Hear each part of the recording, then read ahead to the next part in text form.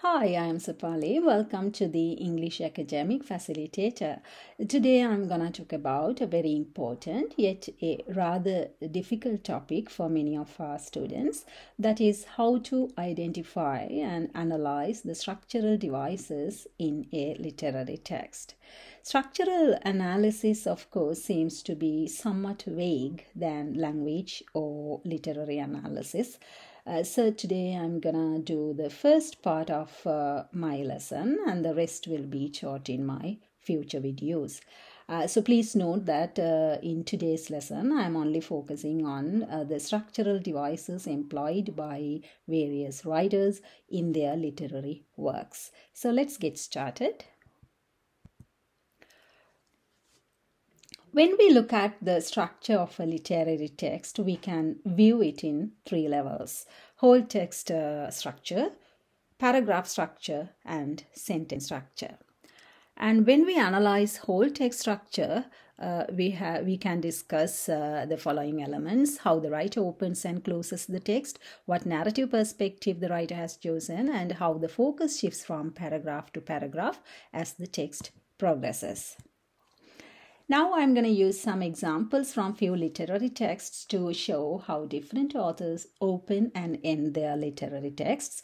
Most of the examples I use are taken from EDEXCEL IGCSE English Language B Anthology. First of all, let's see a newspaper report written by a Sri Lankan writer, George Alagaya. This is his first-hand experience in his journey to a very remote place called Gufgadud in Somalia. As you all know, Somalians are long-standing martyrs or sufferers due to an ongoing famine. It has become a commonplace.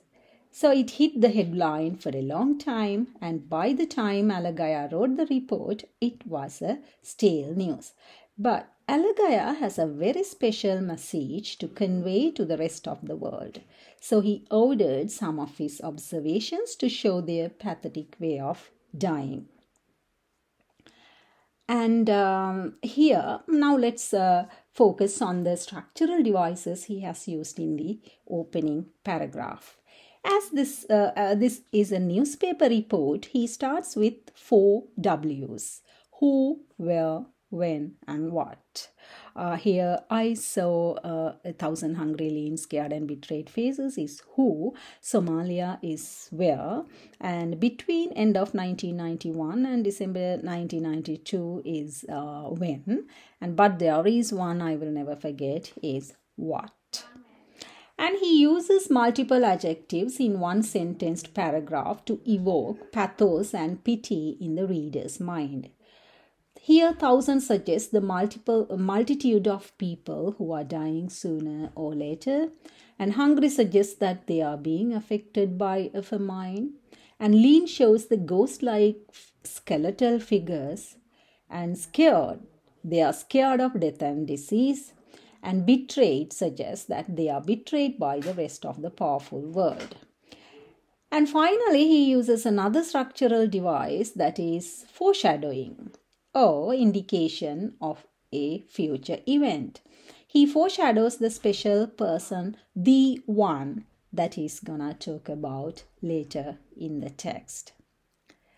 And then he uses faces instead of using people to imply his insensitivity at the beginning.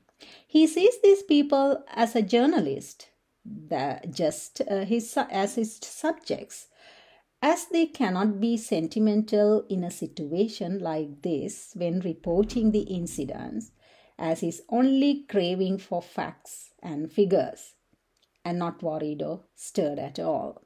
So Alagaya starts the report with an impersonal note. Now let's move towards the end of the report here. The writer gets embarrassed by the man's embarrassing smile that gives a sense of apology for their inhuman condition. Why he's having such a feeling is for making a visitor uncomfortable. Because old people are rotting with pestering wounds, children are dying from terminal hunger, people are unable to control their bodily functions so that the feeding rooms are quite smelly and disgusting. By seeing him, Alagaya himself feels guilty for being insensitive and unhelpful for these helpless people. So his direct address at the end, "So, my nameless friend, if you are still alive, I owe you one." So this implies his new perspective of the situation, which is a much more emotional one. Now you can understand his shift from an impersonal tone to an emotional tone. This is the summary that we have learned. Short paragraphs are used to create white space to make the report more inviting and easier to understand. And foreshadowing is used to arouse curiosity to know what it is about. And contrast is used, contrast between this a very special person and the rest of the victims. And tone shifts from impersonal state to emotional, and direct address at the end, shifting to second person. This starts with the first person. It's a first person narrative, and at the end he shifts to second person to bridge the gap between himself and the victims. At first, there was a distance between these two parties. So now he wants to bridge the gap between himself and the victims. That is about the report written by George Alagaya.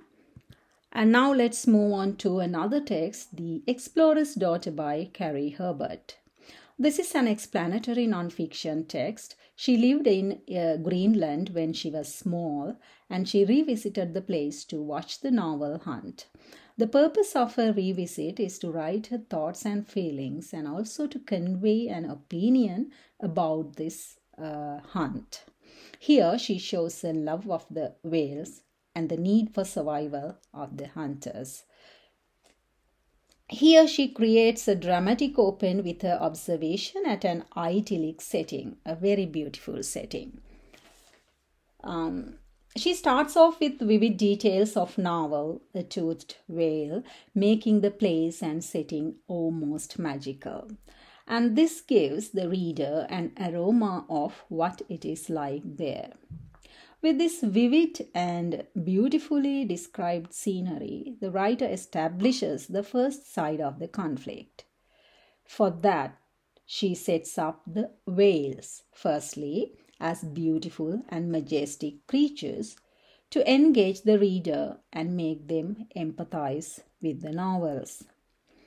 Here you can see a complex opening sentence. 2 hours after the last of the hunters had returned and eaten, novel was spotted again, this time very close. This is a complex sentence, and then he follows a dramatic description. This creates tension and anticipation so that the reader starts wondering what's happening there. And you can see the beautiful visual imagery, plumes of spray, spectral play of color, methodically passing and all. And glittering kingdom, butter gold and all. And also the mischievous tricks of the shifting light means they are very tricky and they are very intelligent. It shows their intelligence. They are very intelligent creatures. So she is mesmerized by the beauty of the novels, so that she's wondering if the novel exists. Now let's move on to the closing paragraph. As the text progresses, she weighs pros and cons of both sides, that's novel side and the hunter side. Then she reflects on her reactions to witnessing the hunt.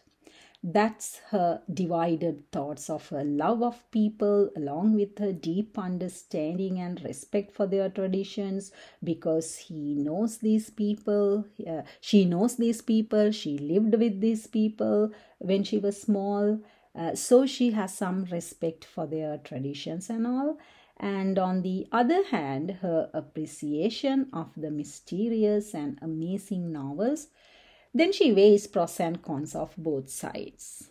So, considering the practical reasons for this hunting through her observations, she persuades the reader to get rid of their highly judgmental matter with a declarative sentence using two powerful words, absolute and necessity, to drive her point home.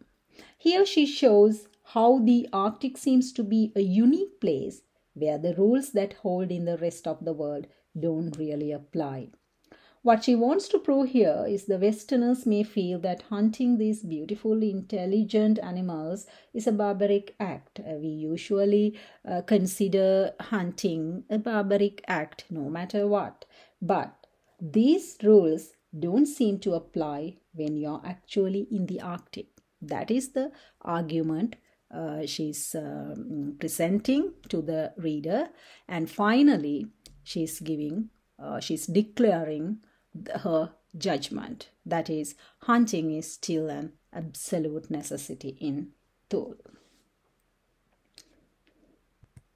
Now this is a summary, and we can see she's using descriptive language full of rich imagery to make the reader empathize with novels, and then initial complex opening sentence makes the topic more interesting and paints a more vivid picture. It also mimics the writer's complicated thinking required to understand her argument.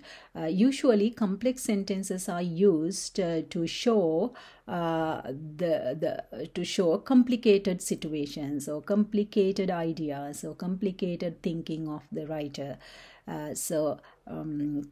Initial complex opening sentence mimics the writer's complicated thinking. And then declarative sentence used to drive her point home. Declarative sentence at the end used to drive her point home, hitting the bullet to end up her argument, because at first she's in a dilemma, and finally she hits the bullet and she ends up her argument by declaring her powerful judgment, final judgment. And she concludes the paragraph with her opinion, having given sufficient facts to prove. All right. And now the last example I'm gonna take is one of the most extraordinary survival stories, that is Aaron Ralston's Between a Rock and a Hard Place. As the title itself says, he is facing a situation in which there are two options and both are unsatisfactory and unwelcome. It's about his 6 days trap in a remote place in America. It starts with a detached tone, and the word another. I come to another drop off. The word another shows he encountered the same experience earlier. An opening paragraph tells about his attributes as a climber: confident, conscious, and careful about what he is doing. And the terminology he is using shows that he is an expert in climbing. You can see 11 or 12 feet high, a foot higher, and of a different geometry, refrigerator, chalkstone. Those words, the terminology he is using shows that he is an expert in climbing. And also, he's using claustrophobic here. It gives the space below the drop off the claustrophobic feel of a short tunnel. Claustrophobia is the fear of closed spaces. So this gives his claustrophobic feel gives a hint that he is quite nervous about the situation, even though he has enough strength, courage, and expertise to do this job. But his emotions are not brought out there. he starts out as a simple hike, but at the end he had no choice than amputating his hand with a blunt pocket knife. He explains his fatal experience in a matter-of-fact manner. It begins with reference to the current location he is maneuvering, with moments of tension before the disaster happens. And here you can see consistent 3 feet and width for 50 feet. Consistent 3 feet shows that he has mathematical skills as well. And let's move on to the final paragraph. Here you can see here searing hot pain. Searing hot pain shows his agony seems like a flame of pain which makes us feel the same pain. And then he uses colloquial language. Adrenaline-stoked mom lifts an overturned car to free her baby. This shows he is wanting to use a brute force. Here he uses animalistic language to imply the animalistic instincts that captures him, and he is trying to get out, and it's a fight for his dear life. Just wants to get free. So it is suggested by the words brute here and grunting. Towards the end, the words like desperate reflects his panic due to his limited options. And he finally realizes that the situation is beyond his control and the stone is in control of the situation. So a magical experience of watching his body stuck in this boulder is an internal monologue that he is really shocked. And finally, he ends with an explanatory sentence. Come on, move. Nothing. Shows that he is really pleading and willing the rock to move. So this is how Ralston ends this extract. And now let's see the summary of the structural devices he has used. Starts with a short sentence to make the fated location stand out, followed by a series of long sentences. Usually we use short sentence among long sentences to stand out what we are talking about. So long sentences are used throughout the opening paragraph to slow down the description and create a sense of relaxation and dragging the time. Short sentences in the closing paragraph are to make the situation more punchy, quick and dynamic as his tension speeds up. And emotive language is also used to impact the reader to feel the similar pain he is going through and also to show the intensity of the situation. So I'm going to stop at this place and we'll continue this lesson in my next video. And thanks for watching and see you soon.